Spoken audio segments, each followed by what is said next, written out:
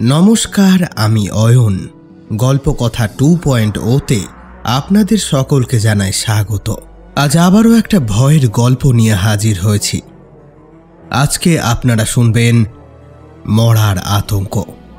রচনায় Philip hinge, গল্প রূপান্তরে আমি অয়ন।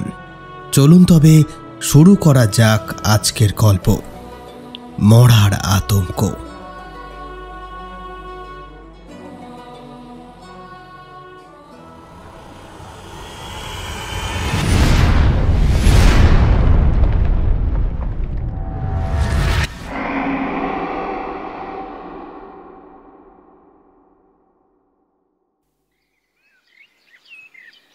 ব্রিলের চেহারা ছিল অন্য ডাকাবুকো টেক্সাসবাসীদের মতোই, লম্বা চওড়া, শক্ত সমর্থ।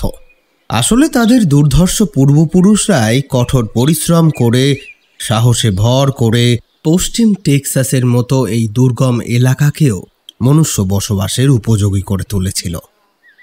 হালফিল চাষবাসের কাজ নিয়ে থাকলেও ব্রিলের সাবেক জীবিকা ছিল ঘোড়ার ব্যবসা করা।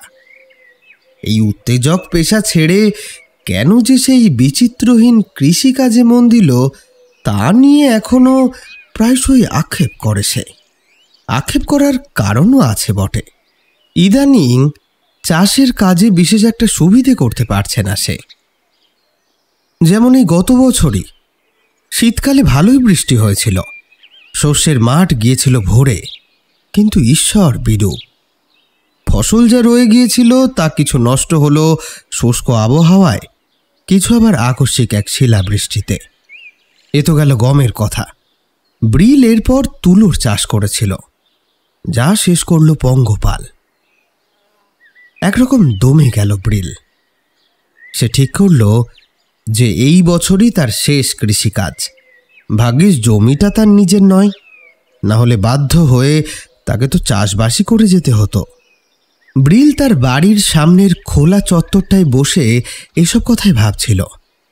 তার দৃষ্টি ছিল দূরে। সে দেখতে পেল বুড়ো লোপেজ তার বাড়ির দিকে আসছে।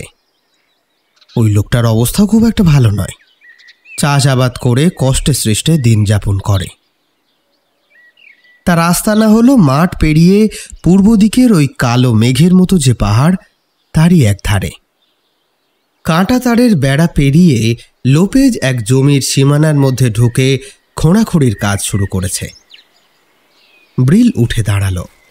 বাড়ির সামনের ঢালু জমিটা পেরিয়ে বেড়ার ধারে গিয়ে হাঁক দিল। ও বুড়ো কর্তা, আরে ও বুড়ো কর্তা!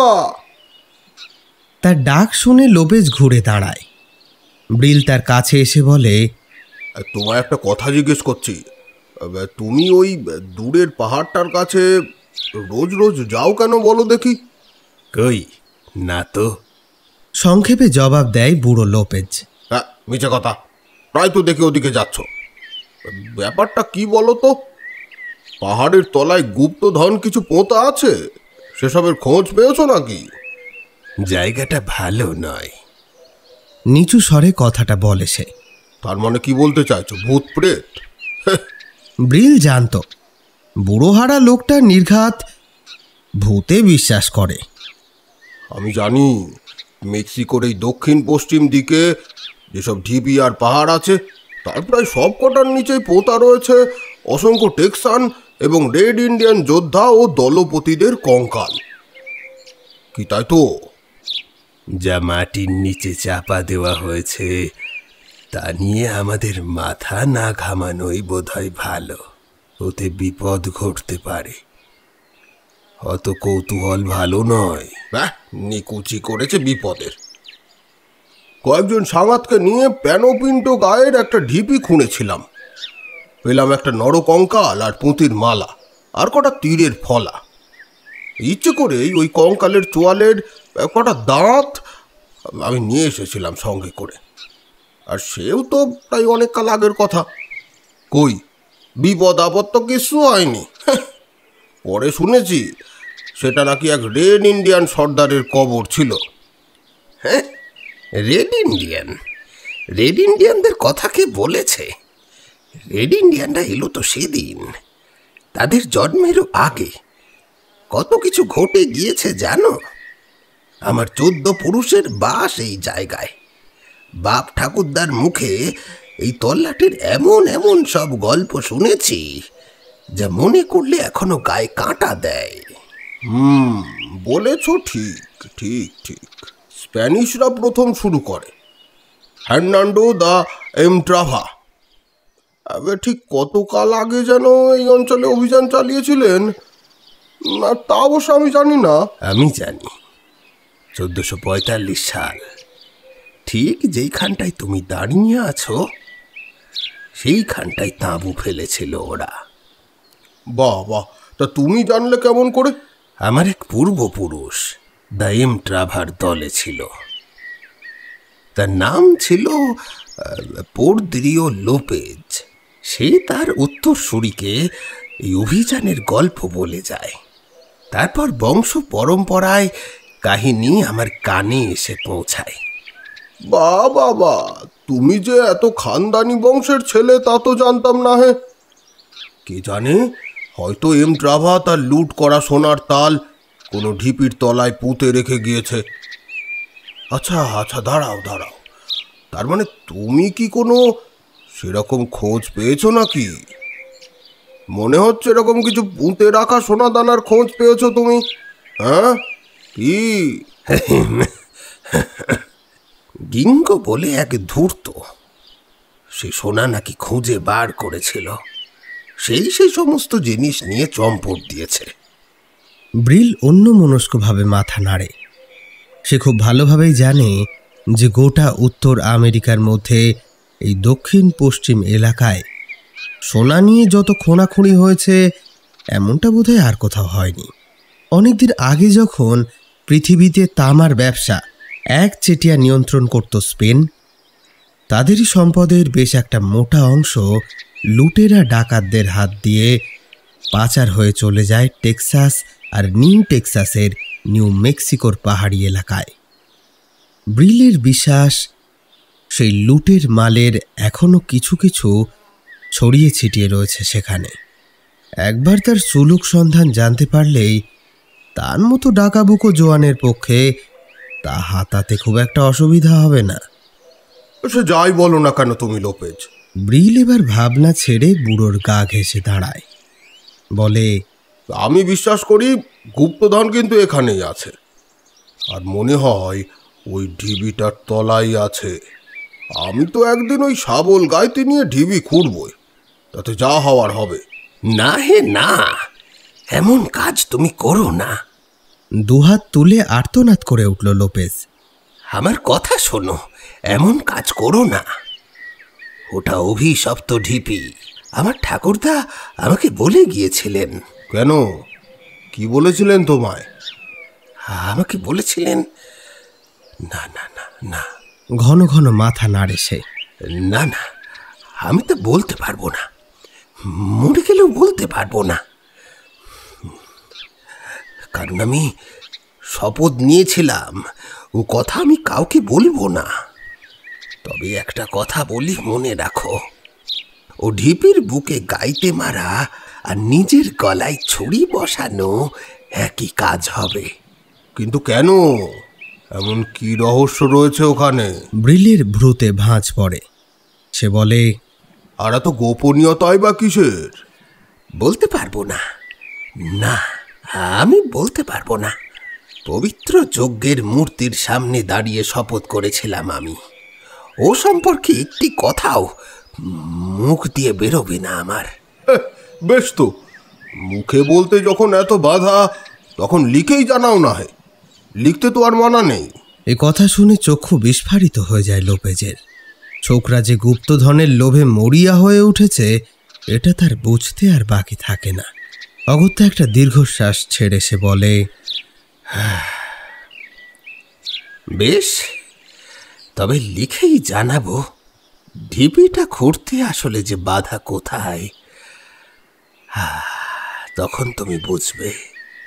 যখন আমি নেহাত বাচ্চা তখন ওই বুড়ো পাদ্রী মশাই আমার হাত ধরে লিখতে শিখিয়েছিলেন। তাই যতটুকু বিদ্যে আমার আছে আমি সেই মতোই লিখে দেব, তবে একটা শর্তে। সেই লেখার কথা তুমি ঘুণাক্ষরেও কাউকে জানাবে না, আর পড়া শেষ হওয়ার সঙ্গে সঙ্গে আগুনে পুড়িয়ে দেবে কাগজটা। কি মনে থাকবে তো? নিশ্চয় নিশ্চয়, তার বলতে। বেশ, তবে আজ বাড়ি গিয়েই লিখতে বসবো। কাল কাজে বেরোবার সময় দিয়ে যাব তোমার হাতে। সেই লেখাতেই চোখ বোলালে বুঝতে পারবে অভিশপ্ত পিশাচে পাওয়া ঢিপিটা খোঁড়া তো দুরস্ত, তার গায়ে একটা আঁচড় কাটাও কতটা মারাত্মক হতে পারে। এই পর্যন্ত বলে আর একটিও কথা না বলে বুড়ো লোপেজ তার বাড়ির পথ ধরল।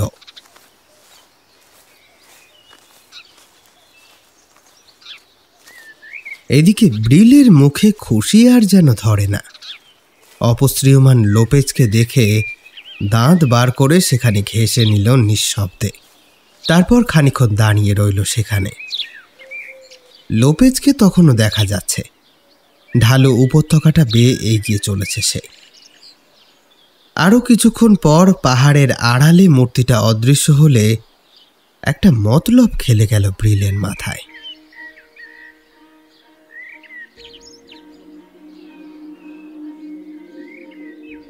দ্রুত চাষের জমির কাছ বরাবর গিয়ে আগে সে হাতে নিল একটা গাঁইতি আর শাবল। সূর্য তখনও অস্ত যায়নি। ব্রিল ভাবল অন্ধকার করে আসার আগেই ঢিবির মুখটা খুঁড়ে কি আছে দেখা যেতেই পারে তো। তারপর না হয় লণ্ঠন জ্বালিয়ে রাতেও কাজ চালাবে। আসলে ব্রিল হলো বেজায় আবেগপ্রবণ মানুষ, যার মাথায় একটা ঝোঁক চাপলে সেটা নিবৃত্তি না হওয়া পর্যন্ত স্বস্তির নিঃশ্বাস ত্যাগ করতে পারে না সে। এক মুহূর্তের জন্য বুড়ো লোপেজের সমস্ত কথা ফুৎকারে উড়িয়ে দিয়ে শক্ত মাটির বুকে প্রথমবার শাবল মারল, আর সেই সাথে ব্রিলের মাথায় গুপ্তধনের ভাবনাটা আবারও ঝিলিক দিয়ে গেল।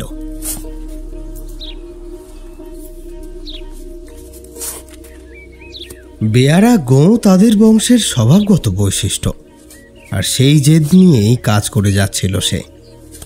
যদিও কাজটা কিন্তু মোটেও সহজ নয়। বছরের পর বছর সূর্যের তাপে মাটি শক্ত হয়ে গিয়েছে, সেই সঙ্গে মাটির সঙ্গে মিশে আছে নুড়ি আর পাথরকুচি। শাবল চালাতে চালাতে দরদর করে ঘাম ঝরতে লাগলো ব্রিলের। ক্লান্ত হয়ে পড়ল সে, কিন্তু গুপ্তধন পাওয়ার আশাটায় তাকে শেষ পর্যন্ত চাঙ্গা রাখল। হাত দিয়ে কপালের ঘাম মুছে নিয়ে দ্বিগুণ উৎসাহে শাবল দিয়ে আবারও ঘাম মেরে চলল ঢিবির মুখে।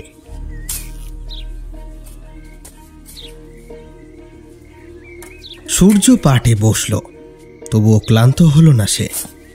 গোধূলির অস্পষ্ট ছায়াচ্ছন্ন আলোয় অক্লান্ত উদ্যমে কাজ চলল। ইতিমধ্যেই তার মনে বিশ্বাস জন্মেছে যে এই ঢিপিটা রেড ইন্ডিয়ানদের উপাসনার স্তম্ভ জাতীয় কিছুই হবে। তার কারণ অবশ্য আছে। কিছুক্ষণ খোঁড়ার পর মাটির মধ্যে কয়লার গুঁড়ো দেখতে পেয়ে ব্রিল নিশ্চিত হল যে এটা সেই রকম মন্দির বা কবর।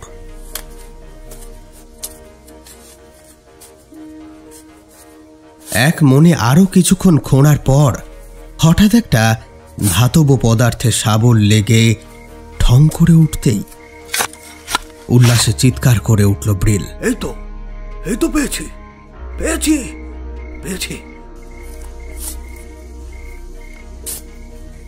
ধাতব পদার্থটি তাড়াতাড়ি মাটির নিচ থেকে বার করে চোখের সামনে তুলে ধরল। স্প্যানিয়ার্ডসদের একটা ধারালো বর্ষা।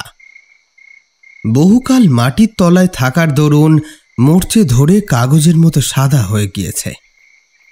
এবার ব্রিল অবাক হল। সে তো ভেবেছিল ঢিবিটা রেড ইন্ডিয়ানদের উপাসনা করার স্তূপ, এখানে যে স্প্যানিশদের ব্যবহারের কোনো সামগ্রী দেখতে পাবে এমন তো আশা করেনি। যাই হোক, এসব নিয়ে আর বেশি মাথা ঘামালো না সে। কাজ আবারও শুরু করল।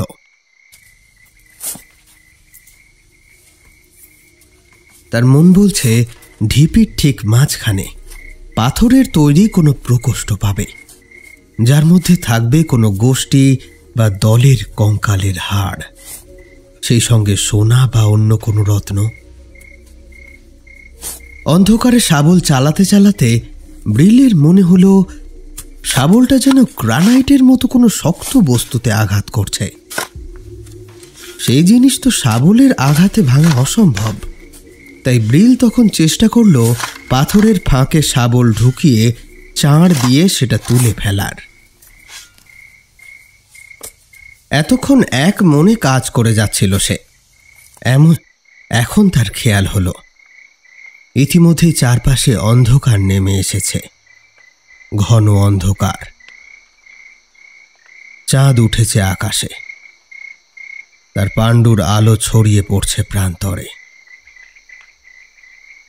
গহ্বরের মধ্যে ব্রিলের চোখে আর কিছু ঠাহর হচ্ছিল না। তাই সে মনে মনে ভাবল একটা লণ্ঠন জোটাতে পারলে কাজের সুবিধা হয়। দেশলাই বার করার জন্য পকেট হাতড়াল সে।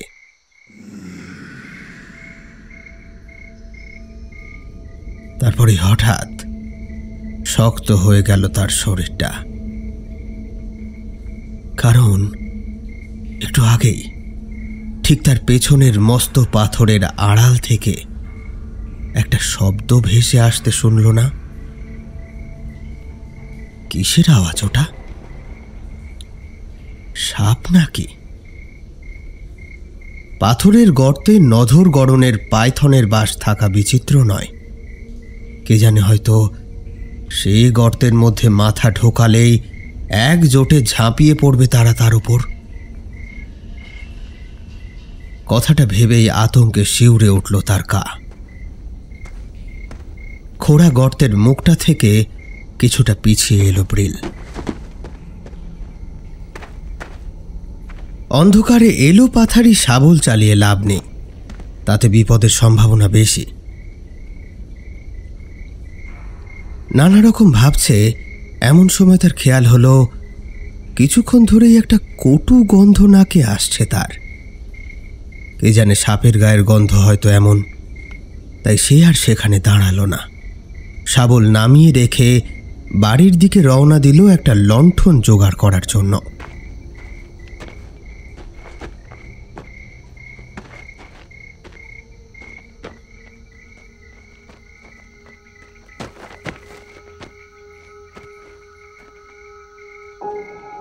লণ্ঠন হাতে উঁচু নিচু চাষ জমির ওপর দিয়ে দ্রুত পা ফেলে ঢিপির কাছে ফিরে আসার সময় ব্রিলের নিজের শরীরের ছায়াটায় বড় যেন অদ্ভুত দেখাচ্ছিল। হঠাৎ মনে পড়ল লোপেজের কথা। সকাল পর্যন্ত অপেক্ষা না করে ভালোই করেছে সে। কে জানে, বুড়ো হয়তো কাল সকালে নানা ছুতোনাতায় এই ঢিপিটা খুঁড়তে তাকে নিষেধই করত।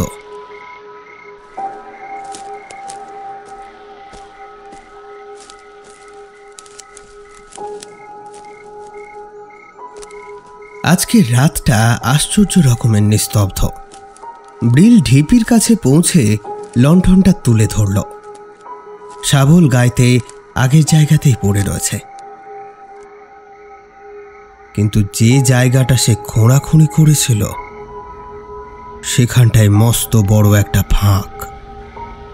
চমকে উঠল ব্রিল, সেই সঙ্গে গেল রেগে। এ নিশ্চয়ই তককে তককে ছিল বজ্জাত বুড়োটা। যেই লণ্ঠন আনতে বাড়িমুখো হয়েছে ব্রিল, অমনি ভেতর থেকে মাল মশলা হাতিয়ে নিল। রাগের মাথায় লণ্ঠনটা নিভিয়ে দিল ব্রিল।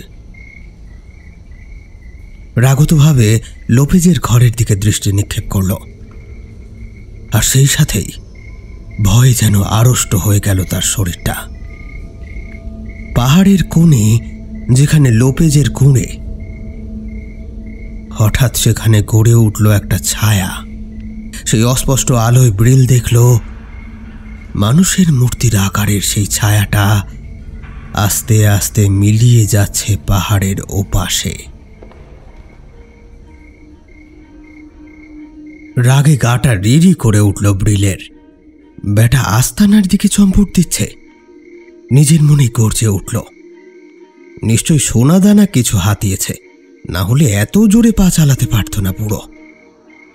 তবে সে যাই পেয়ে থাকুক না কেন, ব্রিলের তার উপর অধিকার আছে। যতই হোক এই জমি তারই ইজারায় নেওয়া। মাথার ঘাম পায়ে ফেলে সেই তো গর্ত খুঁড়েছে। বুড়ো বলে কিনা এই সমস্ত অভিশপ্ত ঢিপি। আসলে ও চেয়েছিল যে ব্রিল যেন এ সমস্ত নিয়ে মাথা না ঘামায়, যাতে গুপ্তধনের সবটুকু একাই দখল করতে পারে ও।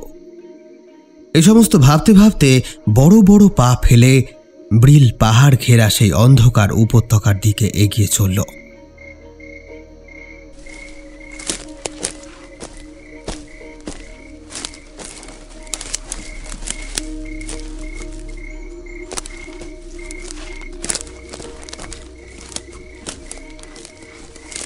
হাঁটতে হাঁটতে কেমন একটা আতঙ্ক অনুভব করতে লাগলো ব্রিল।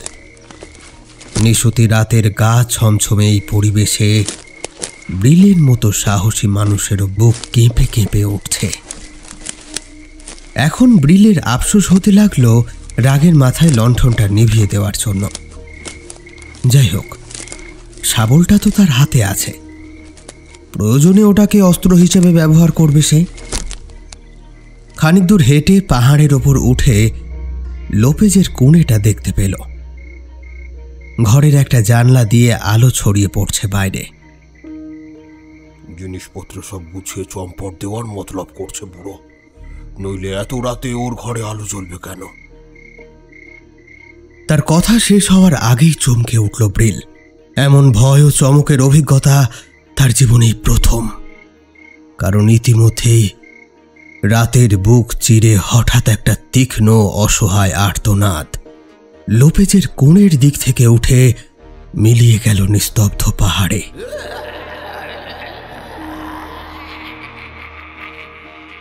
হায় ঈশ্বর, এ কি শুনলাম? লোপেজের গলা না? কিন্তু এমন ভাবে চেঁচালো কেন? নিজ মনেই কথাটি বলে স্থাণু হয়ে দাঁড়িয়ে রইল সে পাহাড়ের ওপর। পরক্ষণেই দ্রুত নামতে লাগলো নিচে। বুড়োর ওই কোণেতে ভয়ঙ্কর কিছু ঘটেছে কিনা সেটা স্বচক্ষে দেখতে হবে ওকে। শক্ত হাতে শাবলটাকে আরো শক্ত করে ধরে ছুট লাগালো ব্রিল। নিশ্চয়ই লোপেজকে খুন করে তার লুঠের মাল হাতিয়ে নেওয়ার চেষ্টা করেছে কেউ। সে যেই হোক না কেন, ব্রিল তাকে ছাড়বে না। বুড়ো লোপেজের উপর রাগের বদলে এবার দরদ যেন উথলে উঠল ব্রিলের। কোণের কাছে গিয়ে ব্রিল দেখল দরজাটা ভেতর থেকে বন্ধ। চিৎকার করে কয়েকবার লোপেজকে ডাকলো সে। লোপেজ, লোপেজ, তুমি ঘরে আছো? কিন্তু কারোর সাড়া পেল না। হলো তোমার? শুধু শুনল অদ্ভুত এক গোঙানির শব্দ।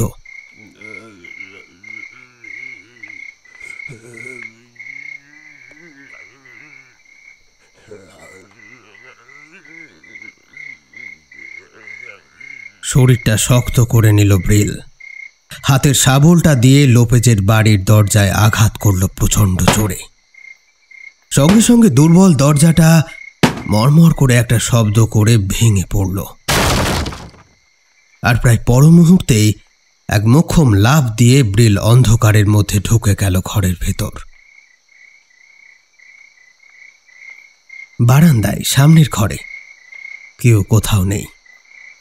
তবু ব্রিলের গাটা কেমন যেন ছমছম করছিল।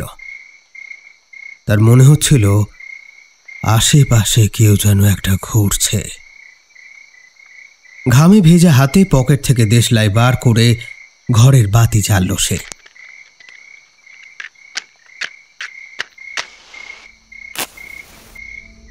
আলোয় যে দৃশ্য তার চোখে পড়ল তাতে তার রক্ত হিম হয়ে গেল।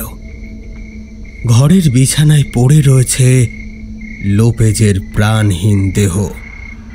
চোখে মুখে ভয়ের ছাপ সাংঘাতিক। কি চরম আতঙ্কের মধ্যে দিয়ে যে তার মৃত্যু ঘটেছে তা তার ওই বিস্ফারিত চোখ দুটোর দিকে তাকালেই বোঝা যায়। ব্রিল সভয়ে এদিক ওদিক তাকালো। বন্ধ জানলার একটিমাত্র পাল্লাই শুধু খোলা। কে জানে আততায়ী হয়তো ওই পথেই ঘরে ঢুকে কাজ সেরে চম্পট দিয়েছে। অনিচ্ছা সত্ত্বেও লোপেজের মৃতদেহটার দিকে একবার তাকালো ব্রিল। সারা শরীরে কোথাও কোনো আঘাতের চিহ্ন নেই। খুঁটিয়ে দেখতে গিয়ে হঠাৎ ব্রিলের চোখে পড়ল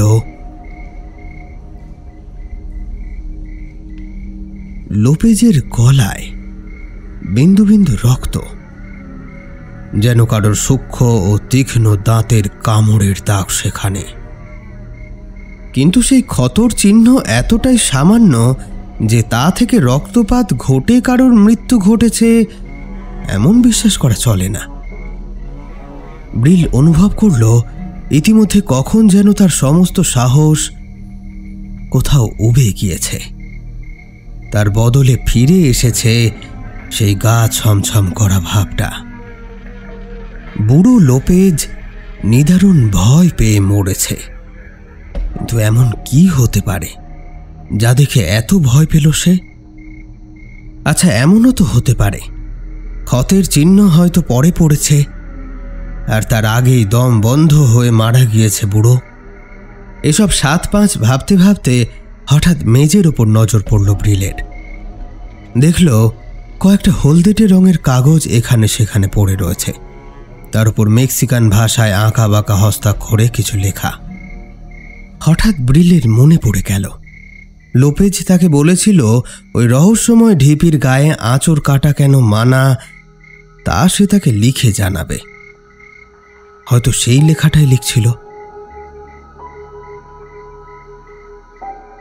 এই কাগজ, লেখার পেন্সিল, কেরোসিনের বাতি সবই তো সাক্ষ্য দিচ্ছে তার। আর সেই লেখালেখি করার সময়েই কাল ঘনিয়ে এসেছে।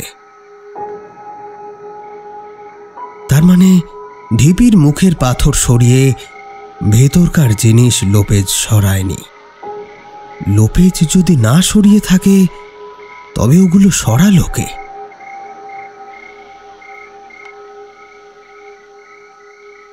পাহাড়ের ধারে ছায়ামূর্তিটা দেখে তাকে লোপেজ বলে তবে ভুল করেছিল ব্রিল? সে যদি লোপেজ না হয় তাহলে সে কে? এখন একটা কাজ করতে পারে ব্রিল। বাইরে দেখেছে লোপেজের ঘোড়াটা বাঁধা রয়েছে। সেই ঘোড়ায় চড়ে 10 মাইল দূরের কয়েকটা পাহাড়ের কাছে গিয়ে শহরের শেরিফকে জানিয়ে আসতে পারে সে এই নৃশংস হত্যাকাণ্ডের ব্যাপারে। খানিকক্ষণ ভেবে এমনই কিছু করবে বলে ঠিক করল ব্রিল। তবে তার আগে কাগজগুলোকে জড়ো করা দরকার। মেঝে থেকে এক এক করে কাগজগুলো তুলল। তখনও কয়েকটা পাতা লোপেজের ঠান্ডা হাতের মুঠোর ভেতর। তার হাতের মুঠো খুলে কাগজগুলো বার করতে বেশ বেগ পেতে হলো ব্রিলের। কাগজগুলোকে গুছিয়ে নিল একের পর এক। নিজেকে সাহস জোগাতে লাগলো এই বলে যে এটা একটা সাধারণ হত্যাকাণ্ড, যেমন হামেশাই মেক্সিকোর এই সমস্ত অঞ্চলে ঘটে থাকে। অশরীরী কোনো প্রেতের কাণ্ড বলে মনে করার কোনো কারণ নেই। হত্যাকারী যদি এখানেই কোথাও লুকিয়ে থাকে তবে ব্রিল তার মুখোমুখি হতে এতটুকু ভয় পাবে না। এই ভেবে মনকে যথেষ্ট শক্ত করে এক হাতে লণ্ঠন আর অন্য হাতে শাবলটা বাগিয়ে ধরে লোপেজের কুঁড়ে থেকে বেরিয়ে এলো। অন্ধকার রাত্রি যেন তার বাইরে বেরোনোর প্রতীক্ষাতেই ছিল। যেই সে বাইরে পা দিয়েছে অমনি একটা ঘোড়ার ভয়ার্ত তীক্ষ্ণ আর্তনাদ ভেসে এলো তার কানে।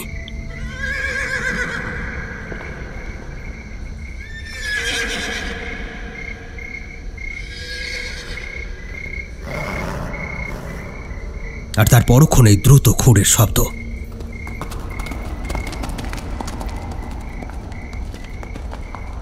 যা আস্তে আস্তে মিলিয়ে গেল দূরে। অকস্মাৎ এমন একটা ঘটনায় ব্রিল একেবারে বিমূঢ়। ভয়ে হাত পা আড়ষ্ট হয়ে গিয়েছে তার। তবে কি পাহাড়ি জঙ্গলের রাজ্যে আবারও আবির্ভাব ঘটেছে কোনো হিংস্র নেকড়ের, যে হত্যা করেছে বুড়ো লোপেজকে, তারপর তীক্ষ্ণ দাঁতের ক্ষুধা নিয়ে তেড়ে গিয়েছে ওই নিরীহ ঘোড়াটার দিকে? ঘোড়ার আর্তনাদের রেশ তখনও পাহাড়ে প্রতিধ্বনিত হয়ে তার কানে বাজছে। এমন সময় আর এক দৃশ্য দেখে শরীরটা হিম হয়ে গেল তার। লোপেজের বাড়িতে যে বাতি জ্বালিয়ে এসেছিল, এই মুহূর্তে কে যেন তা নিভিয়ে দিল।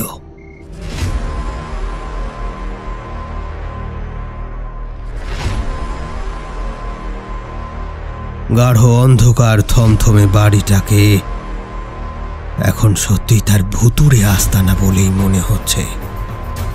আর সেখানে দাঁড়িয়ে থাকার দুঃসাহস করল না ব্রিল। ছুটতে শুরু করল সে।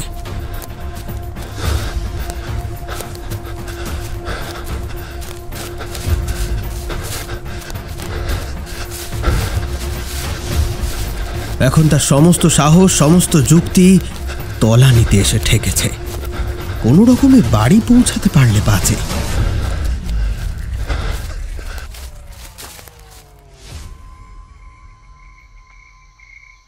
বেশ কিছুক্ষণ ছুটে বাড়ির কাছে এসে আবারও ভয় গ্রাস করল ব্রিলকে।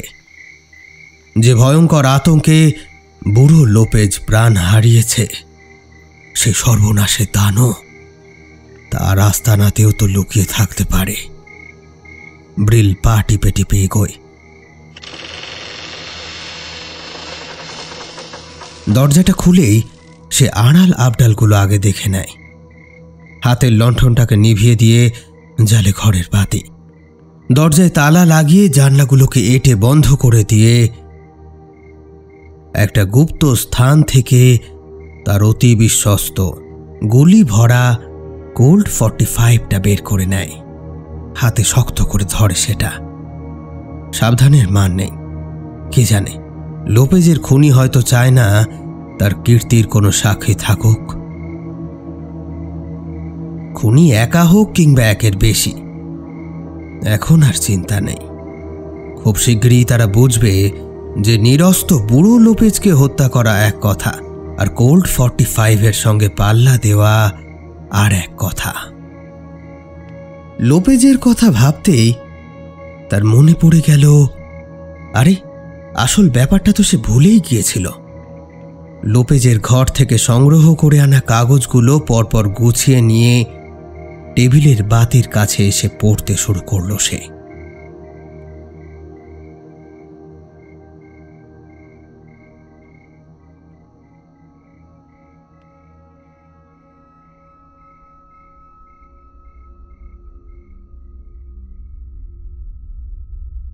পড়তে পড়তে বরফের স্রোতের মতো এক শিহরণ নামল তার মেরুদণ্ড পেয়ে। এই সেই কাহিনী যা লোপেজের পরিবারের এক পুরুষ থেকে আর এক পুরুষের মধ্যে প্রচারিত হয়ে এসেছে। হার্নান্ডো দা এম ট্রাভা এবং তার দলবলের দক্ষিণ পশ্চিম মরুভূমির ওপর রোমাঞ্চকর কৃতির কথা লোপেজ মৃত্যুর আগে লিখে গিয়েছে। জনা 40 চরিত্র আছে এই কাহিনীতে। প্রধান পুরুষ ক্যাপ্টেন দা এম ট্রাভা ছাড়া এখানে এক পাদ্রী, তরুণ জোয়ান জোভিলা আর ভন সান্টিয়ানা দা ভাল্ডেজ নামের এক রহস্যময় সন্ত, যাকে ক্যারিবিয়ান সাগরের একটা প্রাণহীন জাহাজ থেকে উদ্ধার করে আনে তারা।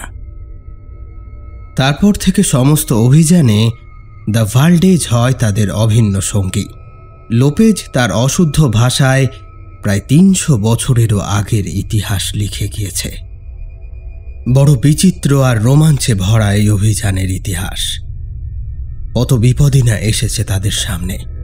বন্যা, জলকষ্ট, মরুভূমির উত্তপ্ত বালির ঝড় এবং রেড ইন্ডিয়ানদের ধারালো বর্ষা।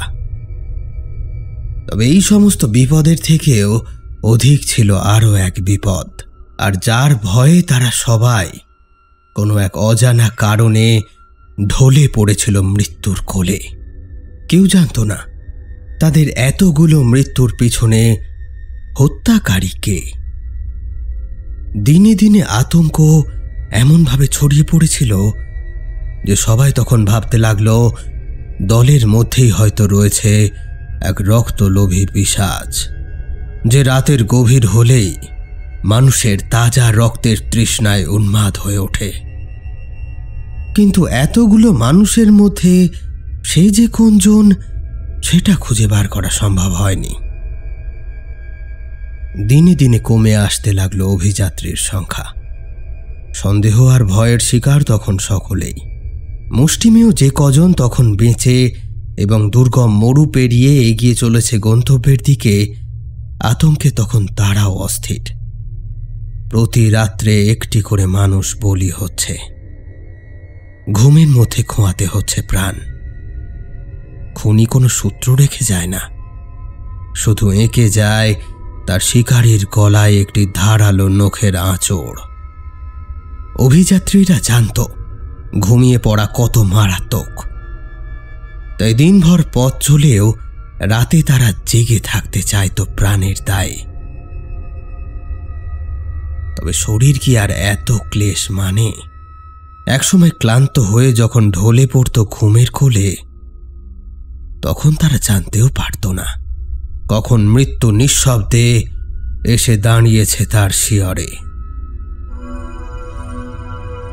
এমতো অবস্থায় সকলের সন্দেহ হলো জেলবার থেকে ধরে আনা বিশাল দেহী মিশকালো এক কাফরিকে। ক্যাপ্টেনের নির্দেশে তাকে শেকল দিয়ে বেঁধে ফেলা হলো। কিন্তু তার পরের দিনও অন্যান্য দিনের মতো একই রকম ভাবে তরুণ জোয়ান জাভিলা মারা গেল। তারপরের দিন সেই পাদ্রী। কিন্তু এর মধ্যে ঘটল আর এক ঘটনা। জাভিলা নিঃশ্বাস ত্যাগ করার আগে দ্য এম ট্রাভাকে বলে গিয়েছিল খুনির নাম।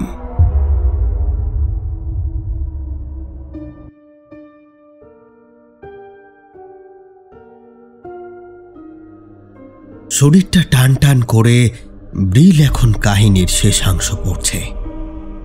এখন কাহিনীতে দ্য এম ট্রাভা ছাড়া আর কেউ বাকি রইল না। পাদ্রী যা বলেছে তাই যদি ঠিক হয়, অর্থাৎ সান্টিয়াগো দ্য ভালডেজ সেই ভ্যাম্পায়ার যে জীবন্ত মানুষের রক্ত পান করার জন্য বেঁচে থাকে। এই ব্যাপারটা নিয়ে ভাবনা চিন্তা করতে করতে দ্য এম ট্রাভার মনে হলো, তার মানে সান্টিয়াগোকে যে জাহাজ থেকে উদ্ধার করা হয়েছিল সেটা জনশূন্য ছিল না। তার কথা অনুসারে জাহাজের সকলে নাকি মারা গিয়েছিল, কিন্তু আসলে তেমনটা নয়। জাহাজের সমস্ত আরোহীরা মারা যায়নি, তারা সকলেই হয়েছিল সান্টিয়াগোর ক্ষুধার শিকার। অর্থাৎ হিসেব নিকেশ সব মিলে যাচ্ছে। সান্টিয়াগোই তার মানে রক্তখেগো পিশাচ। ততক্ষণে সান্টিয়াগো বোধহয় জেনে গিয়েছিল, তাই সে দল ছেড়ে একাকী রওনা হয়ে গিয়েছিল কোনো একদিকে। তার এই কার্যের জন্য এম ট্রাভার ব্যাপারটা বুঝতে আরো সুবিধে হয়। এরপর এম ট্রাভা সেই কাফরি পালোয়ান ও 4 জন সৈন্যকে নিয়ে সান্টিয়াগোর খোঁজে বেরোয়। অনেক এদিক ওদিক খোঁজাখুঁজির পর অবশেষে জঙ্গলের ভেতর একটা ঝোপের আড়ালে তাকে খুঁজে পায়। রক্তপানে তৃপ্ত সে তখন গভীর ঘুমে আচ্ছন্ন। সান্টিয়াগোর তখন বিকট মূর্তি। তার সেই মূর্তি দেখে সকলে চমকে ওঠে। এমন একটা পিশাচের বিরুদ্ধে যে কি ব্যবস্থা নেওয়া যায় চট করে তা কারোর মাথায় আসে না। প্রথমে ওরা ঠিক করে একটা বর্ষা দিয়ে তার হৃৎপিণ্ড বিদ্ধ করবে আর তরোয়াল দিয়ে ছিন্ন করবে মুন্ডু। তারপর মৃত আত্মার সদ্গতি কামনা করে মন্ত্রোচ্চারণ করে কবরস্থ করা হবে তাকে। আসলে ভ্যাম্পায়ার যে মানুষের বেশ ধরে থাকে সে মৃত বহুকাল আগে, তাই এখন এই রক্তপায়ী জীব এবং তার লোভকে ধুলোর সঙ্গে মিশিয়ে দেওয়া বড় সহজ কাজ নয়। এদিকে পাদ্রী আগেই মৃত, তাই মন্ত্রোচ্চারণ করার লোক পাওয়া গেল না। তাই তখন তারা স্যান্টিয়াগোকে ধরে তুলে রেড ইন্ডিয়ানদের একটা প্রাচীন কবরখানা খুঁড়ে শুইয়ে দিল পাথরের প্রকোষ্ঠে। অনেক কষ্টে কবরের মুখটা মাটি আর পাথর দিয়ে চাপা দেওয়ার কাজ শেষ করতেই সেই আতঙ্কিত কালো রাতের শেষে ভোরের প্রথম পাখিটা ডেকে উঠল। লোপেজ আরও লিখেছে, এটা একটা অভিশপ্ত এলাকা। আমি কখনোই এখানে আসতে চাইনি। আমি জানতাম ওই ঢিপির তলাতেই ঘুমিয়ে রয়েছে সেই রক্তলোভী শয়তান, সেই সান্টিয়াগো। কোনো একদিন কেউ ওর মুখটা খুলে দিলে সে আবারও জেগে উঠবে আর ঘনিয়ে আসবে সর্বনাশ। এখন বুঝতে পারছো তো ব্রিল, কেন আমি পই পই করে তোমায় নিষেধ করেছি ওই ঢিপিটাকে খুঁড়তে। লেখাটা এখানেই শেষ হয়েছে পেন্সিলের এক আচমকা টানে। জিভ দিয়ে ঠোঁট দুটো চেটে নিয়ে ব্রিল ভাবতে বসল। তার মানে এই জন্যই ওই বর্ষাটা ওখানে ছিল। সেই সময় মাটি খুঁড়তে খুঁড়তে কোনো স্প্যানিশ যোদ্ধার হাত থেকে হয়তো ওটা পড়ে গিয়ে থাকবে। কোনো এক অদ্ভুত কারণে এখন আর ব্রিল লোপেজের এই কাহিনীকে অবিশ্বাস করতে পারল না। হায় ঈশ্বর, সে আর ভাবতে পারছে না। দৃশ্যটা কল্পনা করেই শিউরে উঠছে ব্রিল। তার মানে জীবন্ত সেই শয়তান আজ প্রায় ৩০০ বছর পর আবারও কবরের অন্ধকার ভেদ করে উঠে আসছে। ব্রিল যেন কল্পনায় দেখল ঢিপির মুখ খুলে যাচ্ছে, আলগা পাথরগুলো ঠেলে ভেতর থেকে বেরিয়ে আসছে সে, ছায়ার মতো তার নিকষ কালো শরীর। পাহাড়ের ওপর থেকে কালো ডানা মেলে নেমে আসছে নিচে।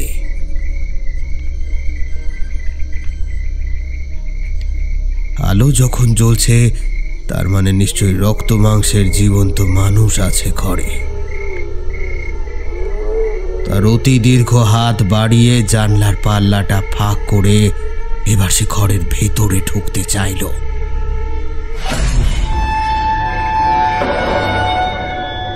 শরীরটাকে এক ঝাঁকুনি দিয়ে উঠে দাঁড়ালো ব্রিল।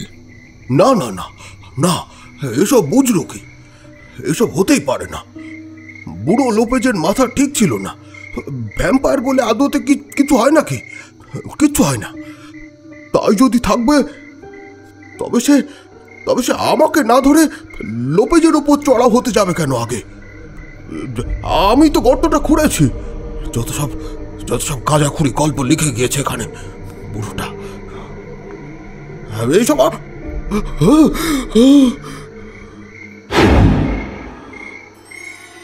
আরও কি একটা বলতেই যাচ্ছিল ব্রিল, কিন্তু ততক্ষণে তার নজর পড়েছে জানলার দিকে। সে দেখল জানলায় একটা মুখ। দুটি চোখের নিথর দৃষ্টি তার মুখের উপরে নিবদ্ধ। তীক্ষ্ণ ছুরির মতো সে দৃষ্টি যেন ব্রিলের অন্তরাত্মায় গিয়ে বিদ্ধ হলো। গলা চেড়ে একটা আর্তনাদ বেরিয়ে এলো তার, আর সঙ্গে সঙ্গে জানলার থেকে স্যাত করে সরে গেল মূর্তিটা।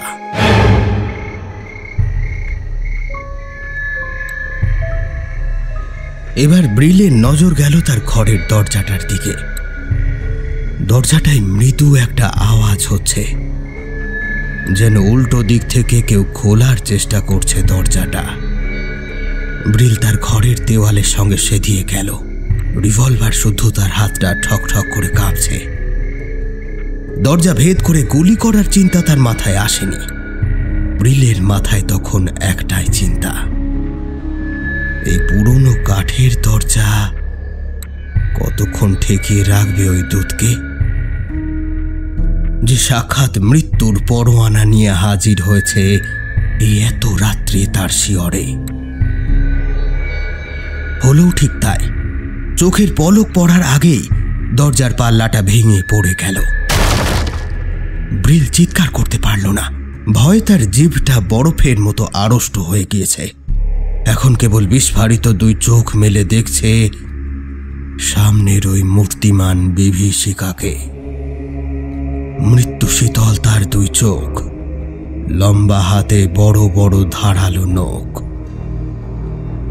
ব্রিল আর কিছু ভাবতে পারল না, তার কাঁপা কাঁপা হাতটা সামনে তুলে ধরে চোখ কান বুজে গুলি চালালো। গুলিটা গিয়ে আঘাত করলো ভ্যাম্পায়ারের বুকের কাছে। একটা কাপড়ের টুকরো ছিঁড়ে হাওয়ায় উড়ে গেল। আঘাত পেয়ে এক পা পিছিয়ে গেল ভ্যাম্পায়ার। আর গুলি চালানোর সাহস ব্রিলের হলো না।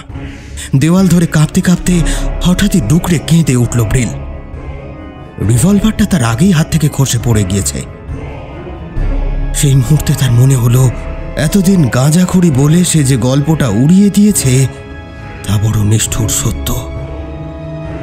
একজন মানুষ যে বহুকাল আগে মৃত, তাকে হত্যা করতে মানুষের তৈরি সেরা আগ্নেয়াস্ত্র তাহলে কোনো কাজেই লাগে না। মুহূর্তের জন্য যেন ব্রিলের সমস্ত চিন্তা শক্তি নিথর হয়ে গেল। মৃত্যুকে চোখের সামনে দেখে অনড়ভাবে থাকা তো সহজ কথা নয়। যে কারোরই এমন অবস্থা হতে পারে। ওদিকে সেই ধারালো নখ সমেত মৃত্যুদূতের হাত দুটি এগিয়ে এসে স্পর্শ করল ব্রিলের গলা। এবার ব্রিলের চেতনা ফিরল। তার বলিষ্ঠ দেহে হঠাৎ করে যেন শক্তি ফিরে এলো। আসলে মৃত্যুর মুখোমুখি হয়ে মানুষ বোধহয় এমনই মরিয়া হয়ে ওঠে। ব্রিলের পূর্বপুরুষ সেই দুর্ধর্ষ টেক্সানরা যেমন ভয়ঙ্কর শত্রু এবং সমস্ত প্রতিকূলতার বিরুদ্ধে মরণপণ লড়াই করেছিল, তেমনি সাহস আর অন্ধ আবেগ হঠাৎ করেই জেগে উঠল ব্রিলের হৃদয়ে। সে তাই মরণপণে হাত পা চালিয়ে যুঝতে লাগলো ভ্যাম্পায়ারের সঙ্গে। আত্মরক্ষার জন্য সে মরিয়া হয়ে উঠেছে। এই রক্ত পিপাসু মৃত্যুদূতকে চরম আঘাত হানতে উন্মাদ হয়ে উঠেছিল সে। কখনো সে হিংস্র সাপদের মতো চিৎকার করে উঠছে, কখনো আবার পাগলের মতো আঘাত করছে প্রতিপক্ষের কঠিন শরীরে, কখনো আবার ওই রক্তলোভী পিশাচের তীক্ষ্ণ নখের আঁচড়ে কাতর চিৎকার করছে সে। তার সেই চিৎকারে শিউরে উঠছে শান্ত বনানী।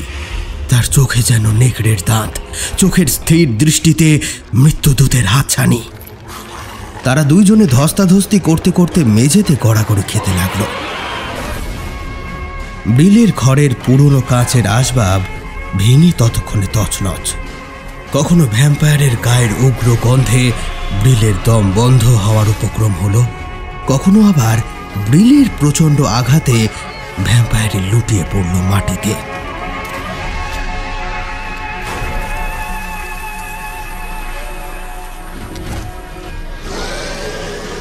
ক্রমে ক্রমে বোঝা যাচ্ছিল ভ্যাম্পায়ারের জিঘাংসা রক্তপানের নেশার চাইতেও ব্রিলের নিজেকে বাঁচানোর ইচ্ছা কম প্রবল নয়।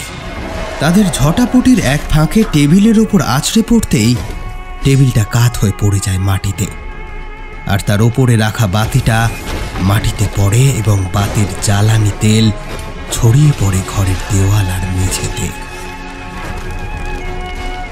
মুহূর্তের মধ্যে আগুনের শিখা জ্বলে ওঠে চারপাশে। আগুনের আঁচ তাদের দুইজনের শরীরেই লাগছে, কিন্তু ব্রিল বা সেই পিশাচ কারোরই কোনো ভ্রুক্ষেপ নেই। ব্রিলের দিকে তখনও সেই পিশাচের ধারালো নখ উদ্যত। সেই লোলুপ দৃষ্টি তার গলার রক্ত চুষে খাওয়ার জন্য এখনো মরিয়া। ব্রিল উন্মাদের মতো যা হাতের কাছে পাচ্ছিল তাই দিয়ে আঘাত করে যাচ্ছিল সামনের শয়তানকে।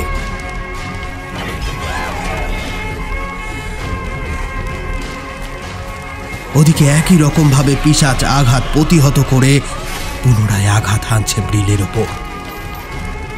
ওদের অলক্ষ্যে আগুন কিন্তু ততক্ষণে লকলকে জিভ মেলে গ্রাস করতে আরম্ভ করেছে। গোটা ঘরটাকে। একটা সময় ব্রিলের যেন একটু বাহ্য জ্ঞান হলো। সে বুঝতে পারল এবার আগুন তাদের দুজনকেও গ্রাস করতে চলেছে। ঘরের প্রায় অনেকটা অংশে আগুন ধরে গিয়েছে, তাই এবার সে শরীরের সমস্ত শক্তি সঞ্চয় করে এক প্রচণ্ড আঘাত হানল পিশাচের গায়ে। ভ্যাম্পায়ারের শরীর কি ইস্পাতের তৈরি? সে শরীর দিয়ে ব্রিলকে এমন বজ্রালিঙ্গে সে বেঁধেছিল যে ব্রিলের মতো অসীম শক্তিধরও তা থেকে নিজেকে মুক্ত করতে পারছিল না। ব্রিলের আঘাত হানার আগেই ব্রিলকে সে তুলে নিক্ষেপ করল টেবিলের নিচে। প্রচণ্ড একটা আগুনের লেলিহান শিখা উঠল দেওয়াল আর মেঝে জুড়ে। তবে সেই অগ্নিকাণ্ডের মধ্যে পড়েও ভ্যাম্পায়ারের রক্ত তৃষ্ণা কিন্তু তখনও ঘোচেনি। আগুনের দিকে তার যেন কোনো ভ্রুক্ষেপই নেই, উল্টে আরো উদগ্র হয়ে উঠেছে তার রক্তের টান। আগুনের শিখার মধ্যে দিয়েই সে গুনি খেয়ে এগিয়ে আসতে লাগলো ব্রিলের দিকে। আহত বিষধর সাপ যেমন সম্মোহনের দৃষ্টি নিয়ে এগোতে থাকে তার শিকারের দিকে, ঠিক তেমন ব্রিলের দুই চোখ, গাল, সমস্ত শরীর থেকে তখন রক্ত ঝরছে। তবু হাত দিয়ে সেই সব রক্ত মুছে সে টলতে টলতে উঠে দাঁড়ালো। তারপর পিশাচকে এক ঠেলা দিয়ে কোনো রকমে ছুটে ঘরের বাইরে আসলো। কোনো দিকে না তাকিয়ে দেহের অবশিষ্ট শক্তিটুকুকে সম্বল করে সে প্রাণপণে নির্জন প্রান্তর আর বনাস্থলী পেরিয়ে ছুটতে লাগলো। ছুটতে ছুটতে একসময় দম ফুরিয়ে যেতে আছড়ে পড়ে গেল মাটিতে। বড় ক্লান্ত আর অবসন্ন সে। তখন অভিশপ্ত রাতের শেষ মুহূর্ত চলছে। আরো একটু পরে হয়তো এ অন্ধকারের কালিমাটুকু মুছে যাবে, জেগে উঠবে ভোরের পাখিরা। মাটিতে শুয়েও অনেক কষ্টে মাথা তুলে একবার ব্রিল তাকালো দূরে তার বসত বাড়িটার দিকে। সেটার ব্রিলের বাড়ি নেই এখন, প্রকাণ্ড একটা অগ্নিকুণ্ডে পরিণত হয়েছে। ব্রিলের তাকিয়ে থাকতে থাকতেই সেই অগ্নিকুণ্ডের মধ্যে একটা বিস্ফোরণ ঘটল। আগুনের লেলিহান শিখাগুলো মুহূর্তের জন্য দপদপ করে মরিয়া হয়ে উঠে গেল আকাশের পানে। আর কিছু দেখতে পারল না ব্রিল।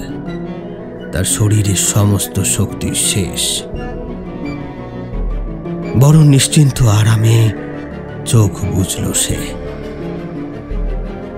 ওদিকে সান্টিয়াগো দা ভালডেজের সমস্ত হাড়গুলো পুড়ে ছাই না হওয়া পর্যন্ত যে আগুন ব্রিলের ঘরে জ্বলে উঠেছে তা বোধহয় জ্বলতেই থাকবে।